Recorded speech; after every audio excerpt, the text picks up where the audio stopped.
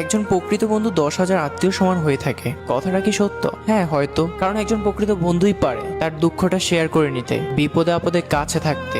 কিছু হয়নি শোনার পরেও আরে বল না কি হয়েছে, এমনটা প্রকৃত বন্ধুরাই বলে। প্রেম মানে আমি তোমাকে ছাড়া বাঁচবো না, আর বন্ধুত্ব মানে আমি থাকতে তোর কিছু হতে দিব না। ভালোবাসার জন্য কখনো নিজের বন্ধুকে মরতে দিও না, কারণ জীবনের শেষে দেখবে বন্ধুরাই সাথে রয়ে গেছে, ভালোবাসা নয়। একটা কথা মানতেই হবে, আপনার বন্ধু আছে বলেই কঠিন মুহূর্তগুলো হাসি মুখে কাটিয়ে দিতে পারছেন। বন্ধুরা এমন একটা জিনিস যারা পাশে থাকলে খারাপ সময়গুলো ভালো হয়ে যায়। একটা সময় যখন তুমি অনেক বড় হতে থাকবে তখনই বুঝবে বন্ধুত্ব একটা আলাদা সম্পর্ক। বন্ধু হারানোর সত্যি খুব কষ্টের। তারাই প্রকৃত বন্ধু যারা দুঃসময়ে পাশে থাকে। প্রকৃত বন্ধুত্বের চেয়ে মূল্যবান এই পৃথিবীতে আর কিছু হতে পারে না। বন্ধুত্বের কখনো ব্যাখ্যা হয় না। সত্যিকারের বন্ধুত্ব হচ্ছে সুস্বাস্থ্যের মতো, একবার হারিয়ে গেলে তার মূল্য বোঝা যায়। কখনো যদি পুরো পৃথিবী আপনার বিপক্ষে হয়ে যায় তখন দেখবেন আপনার প্রকৃত বন্ধুটা আপনাকে ছেড়ে যাচ্ছে না, আর এর নামই বন্ধুত্ব। আপনাদের কাছে বন্ধুত্ব কি মনে হয়?